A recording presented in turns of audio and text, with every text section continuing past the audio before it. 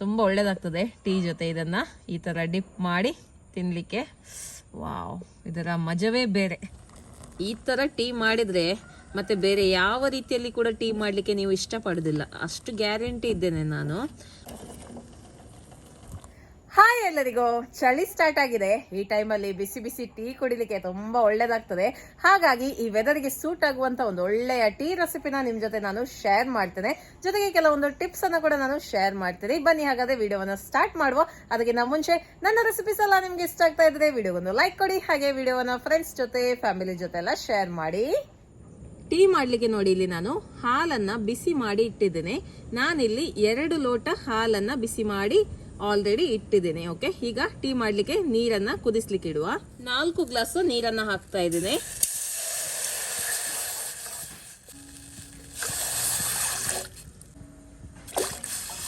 ನೀವು ಎಷ್ಟು glass tea ಮಾಡ್ತೀರಾ ನೋಡಿ, ಅಷ್ಟು ಗ್ಲಾಸ್ ನೀರನ್ನ ಬಿಸಿ ಮಾಡ್ಲಿಕ್ಕೆ ಇಟ್ಕೊಳ್ಳಿ. ಈಗ ಇದನ್ನ ಹೈ ಫ್ಲೇಮ್ ಅಲ್ಲಿ ಕುದಿಸ್ಬೇಕು. ನೀರು ಒಳ್ಳೆ ರೀತಿಯಲ್ಲಿ ಕುದಿಬೇಕು. ಇದು ಟಿಪ್ ನಂಬರ್ 1. ನೀರು ಚೆನ್ನಾಗಿ ಕುದಿದ ನಂತರನೇ ಮಿಕ್ಕಿರುವಂತಹ ಇಂಗ್ರೀಡಿಯೆಂಟ್ಸ್ ಅನ್ನ ಹಾಕ್ಲಿಕ್ಕೆ. ಒಳ್ಳೆ ರೀತಿಯಲ್ಲಿ ಕುದಿಲಿದ್ದು ಅಷ್ಟರ ತನಕ ನಮ್ಗೆ ಏನೆಲ್ಲ ಇಂಗ್ರೀಡಿಯೆಂಟ್ಸ್ ಹಾಕ್ಲಿಕ್ಕೆ ಉಂಟು ಅದನ್ನೊಮ್ಮೆ ರೆಡಿ ಮಾಡಿ ಇಡುವ. ಟೀ ಮಾಡ್ಲಿಕ್ಕೆ ನೋಡಿ 2 ಇಂಚಷ್ಟು ಶುಂಠಿಯನ್ನ ತೆಕ್ಕೊಂಡಿದ್ದೇನೆ. ಇದನ್ನ ಸ್ವಲ್ಪ ಜಜ್ಜಿಕೊಳ್ಳುವ. ಓಕೆ, ಜಜ್ಜಿಕೊಂಡು ಹಾಕಿದ್ರೆ ತುಂಬಾ ಒಳ್ಳೆಯದು. ಓಕೆ,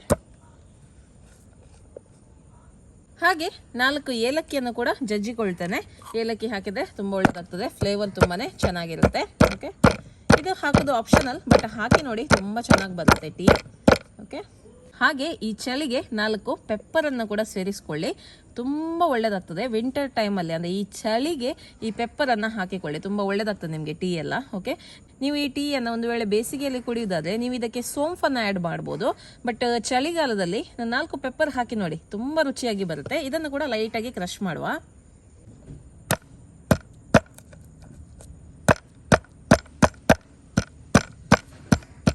ಓಕೆ, ಇದಿಷ್ಟನ್ನ ಈಗ ನೀರಿಗೆ ಹಾಕ್ಲಿಕ್ಕೆ ಉಂಟು. ನೀರು ಒಳ್ಳೆ ರೀತಿಯಲ್ಲಿ ಕುದಿ ಬಂದ ನಂತರ ಇದನ್ನ ಹಾಕಿಕೊಳ್ಳುವ. ನೋಡಿ, ನೀರು ಒಳ್ಳೆ ಕುದಿತಾ ಉಂಟು. ಇವಾಗ ಜಜ್ಜಿಕೊಂಡಿರುವಂತಹ ಶುಂಠಿ, ಪೆಪ್ಪರ್ ಹಾಗೂ ಏಲಕ್ಕಿನ ಇದಕ್ಕೆ ಹಾಕಿ 3 ನಿಮಿಷ ಇದನ್ನ ಒಳ್ಳೆ ರೀತಿಯಲ್ಲಿ ಕುದಿಸ್ಬೇಕು. ಕರೆಕ್ಟಾಗಿ ಟೈಮ್ ನೋಡಿಕೊಂಡು 3 ನಿಮಿಷ ಇದನ್ನ ಕುದಿಸ್ಕೊಳ್ಳಿ.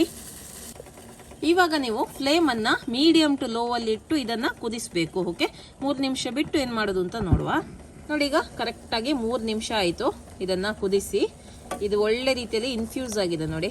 ಓಕೆ, ಈ ಸಮಯದಲ್ಲಿ ಟೀ ಪೌಡರ್ ಅನ್ನ ಸೇರಿಸ್ಕೊಳ್ಬೇಕು. 4 ಟೀ ಸ್ಪೂನ್ ಅಷ್ಟು ಟೀ ಪೌಡರ್ ಅನ್ನ ಹಾಕ್ತಾ ಇದ್ದೀನಿ. ಸೊ ಟೀ ಪೌಡರ್ ನೀವು ನೋಡ್ಕೊಂಡು ಹಾಕಿದ್ರೆ ಆಯ್ತು. ಕೆಲವ್ರು ಏನ್ ಮಾಡ್ತಾರೆ ಅಂದ್ರೆ ಸಕ್ಕರೆ, ಟೀ ಪೌಡರ್, ಶುಂಠಿ ಎಲ್ಲ ಫಸ್ಟಿಗೆ ನೀರಿಗೆ ಹಾಕಿ ಮತ್ತೆ ನೀರನ್ನ ಕುದಿಸ್ಲಿಕ್ಕೆ ಇಡ್ತಾರೆ. ಬಟ್ ಹಾಗೆ ಮಾಡಿದ್ರೆ ನಿಮ್ಗೆ ಟೀ ಚೆನ್ನಾಗಿ ಬರಲ್ಲ, ಟೀ ಸ್ವಲ್ಪ ಕಹಿಯಾಗಿ ಬರುತ್ತೆ. ಆ ರೀತಿ ಯಾವತ್ತೂ ಮಾಡಬಾರ್ದು ನಾವು. ಈಗ ಇದು ಕೂಡ ಮೀಡಿಯಂ ಫ್ಲೇಮ್ ಅಲ್ಲಿ ನಾವು ಕುದಿಸ್ಬೇಕು. ಇನ್ನು 2 ನಿಮಿಷ ಇದನ್ನ ಒಳ್ಳೆ ರೀತಿಯಲ್ಲಿ ಕುದಿಸುವ. ಹಾಗೆ ಇದಕ್ಕೆ ರುಚಿಗೆ ಎಷ್ಟು ಬೇಕು ನೋಡಿ ಅಷ್ಟು ಸಕ್ಕರೆಯನ್ನ ಕೂಡ ಇವಾಗಲೇ ಹಾಕಿಕೊಳ್ಳುವ. ನಾನು 6 ಟೀ ಸ್ಪೂನ್ ಅಷ್ಟು ಸಕ್ಕರೆಯನ್ನ ಹಾಕ್ತಾ ಇದ್ದೀನಿ. ನಿಮಗೆ ಎಷ್ಟು ಬೇಕು ನೋಡಿ ಅಷ್ಟು ನೀವು ಹಾಕ್ಬೋದು.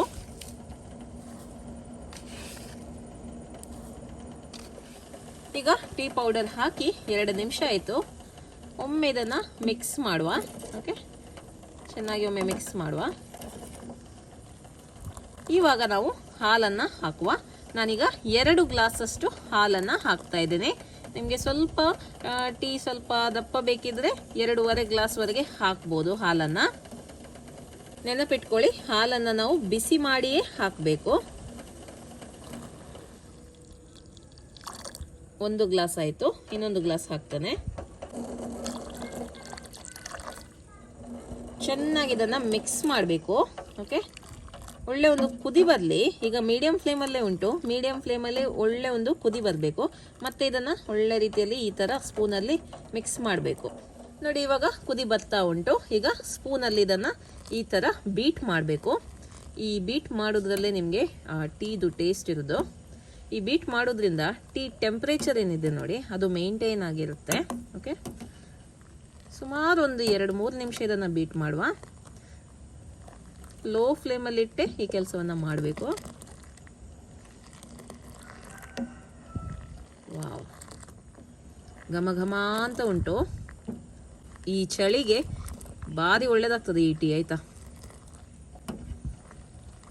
ಈ ಥರ ಟೀ ಮಾಡಿದರೆ ಮತ್ತು ಬೇರೆ ಯಾವ ರೀತಿಯಲ್ಲಿ ಕೂಡ ಟೀ ಮಾಡಲಿಕ್ಕೆ ನೀವು ಇಷ್ಟಪಡೋದಿಲ್ಲ, ಅಷ್ಟು ಗ್ಯಾರಂಟಿ ಇದ್ದೇನೆ ನಾನು. ಮತ್ತು ಇದಕ್ಕಿಂತ ಮುಂಚೆ ಕೂಡ ನಾನೊಂದು ಟೀ ರೆಸಿಪಿ ಹೇಳಿದ್ದೆ, ಸೇಮ್ ಇದೇ ಮೆಥಡ್, ಬಟ್ ಅದಕ್ಕೆ ನಾನು ಹಾಲಿನ ಪುಡಿಯನ್ನು ಸೇರಿಸಿದ್ದೆ. ಬೇಕಿದ್ರೆ ನೀವು ಕೂಡ ಹಾಲಿನ ಪುಡಿಯನ್ನು ಈಗ ಲಾಸ್ಟಿಗೆ ಸೇರಿಸ್ಬೋದು. ಓಕೆ, ಅದು ನಿಮಗೆ ಹೋಟೆಲ್ ಸ್ಟೈಲ್ ಟೀ ಅದು. ಓಕೆ, ಬಟ್ ಮನೆಯಲ್ಲೇ ಮಾಡೋದಾದರೆ ಈ ರೀತಿ ಕೂಡ ಟೀ ಮಾಡಿ ನೀವು ಎಂಜಾಯ್ ಮಾಡ್ಬೋದು. ಹಾಲಿನ ಪುಡಿ ಹಾಕಲೇಬೇಕಂತೇನಿಲ್ಲ, ಬಟ್ ಹಾಕಿದರೆ ಇನ್ನೂ ಕೂಡ ಟೇಸ್ಟ್ ಜಾಸ್ತಿ ಆಗುತ್ತೆ. ಬಟ್ ಇದು ಕೂಡ ಒಳ್ಳೇದಾಗ್ತದೆ ಟೀ. ಆಯಿತಾ ನೋಡಿ, ಸುಮಾರು 1.5 ನಿಮಿಷ ಆಯಿತು. ಈಗ ಫ್ಲೇಮನ್ನು ಆಫ್ ಮಾಡಿ ಟೀಯನ್ನು ಸರ್ವ್ ಮಾಡುವ.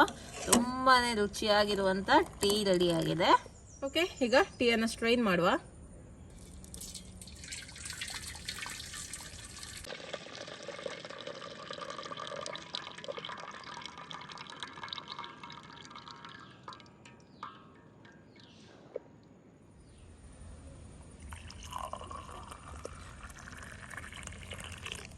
ಈ ಚಳಿಗೆ ಬಿಸಿ ಬಿಸಿ ಟೀ ರೆಡಿ ಮಾಡಿದ್ದೇನೆ. ಇದನ್ನು ಒಮ್ಮೆ ಕುಡಿದ್ರೆ ಇದೇ ರೀತಿ ಟೀ ಮಾಡಿ ಅಂತ ಹೇಳ್ತಾರೆ ಮನೆಯಲ್ಲಿ, ಗ್ಯಾರಂಟಿ. ಅಷ್ಟೊಂದು ರುಚಿಯಾಗಿರುತ್ತೆ. ನೋಡಿ, ಟೀ ರೆಡಿ ಆಗಿದೆ. ನನ್ನ ಫೇವ್ರೆಟ್ ಬಿಸ್ಕೆಟ್ ಇದೆ, ಆಯಿತಾ. ಚೈಲ್ಡ್ಹುಡ್ ಮೆಮೊರೀಸ್ ನಿಮ್ಮದು ಕೂಡ ಫೇವ್ರೇಟ್ ಆಗಿರ್ಬೋದು. ಓಕೆ, ತುಂಬ ಒಳ್ಳೆಯದಾಗ್ತದೆ ಟೀ ಜೊತೆ ಇದನ್ನು ಈ ಥರ ಡಿಪ್ ಮಾಡಿ ತಿನ್ನಲಿಕ್ಕೆ. ವಾವ್, ಇದರ ಮಜವೇ ಬೇರೆ. ಓಕೆ, ಟೇಸ್ಟ್ ಮಾಡುವ. ಎಲ್ಲರೂ ಬನ್ನಿ ಆಯಿತಾ, ಸ್ಪೆಷಲ್ ಟೀ ಕುಡಿಲಿಕ್ಕೆ.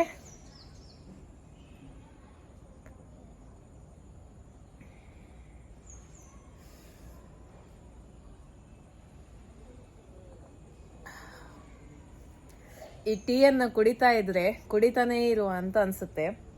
ಒಮ್ಮೆ ಈ ಟೀ ಕುಡಿದ್ರೆ ನೀವು ಮತ್ತೆ ಯಾವತ್ತೂ ನೀವು ನಾರ್ಮಲ್ ಆಗಿ ಟೀ ಮಾಡ್ತೀರೋ ನೋಡಿ, ಆ ಥರ ಟೀ ಮಾಡಲಿಕ್ಕೆ ಹೋಗೋದೇ ಇಲ್ಲ. ಇದೇ ರೀತಿ ಟೀ ಮಾಡಬೇಕು ಅಂತ ನಿಮಗೆ ಆಗುತ್ತೆ. ಅಷ್ಟೊಂದು ಟೇಸ್ಟಿಯಾಗಿದೆ ಈ ಟೀ. ಮತ್ತು ಈ ವೆದರಿಗಂತೂ ತುಂಬ ಸೂಟ್ ಆಗುತ್ತೆ. ಪೆಪ್ಪರನ್ನು ಹಾಕಬೇಕು. ಈ ಚಳಿ ಇದ್ದಾಗ ನೋಡಿ, ಸ್ವಲ್ಪ ಪೆಪ್ಪರನ್ನು ಹಾಕಿಕೊಳ್ಳಿ. ಒಂದು ವೇಳೆ ಇದೇ ಟೀಯನ್ನು ನೀವು ಸಮ್ಮರಲ್ಲಿ ಕುಡಿಯುವುದಾದರೆ, ಬೇಸಿಗೆಯಲ್ಲಿ ಕುಡಿಯುವುದಾದರೆ ಸ್ವಲ್ಪ ಸೋಂಪನ್ನು ಹಾಕಿ, ಅದು ಬಾಡಿಗೆ ಸ್ವಲ್ಪ ಕೂಲ್ ಆಗುತ್ತೆ. ಪೆಪ್ಪರನ್ನು ಹಾಕಿದರೆ ಈ ಚಳಿಗೆ ತುಂಬ ಒಳ್ಳೆಯದಾಗ್ತದೆ. ಓಕೆ, ತುಂಬ ಚೆನ್ನಾಗಿದೆ, ಒಳ್ಳೆ ಒಂದು ಫ್ಲೇವರ್ ಬರ್ತಾ ಉಂಟು.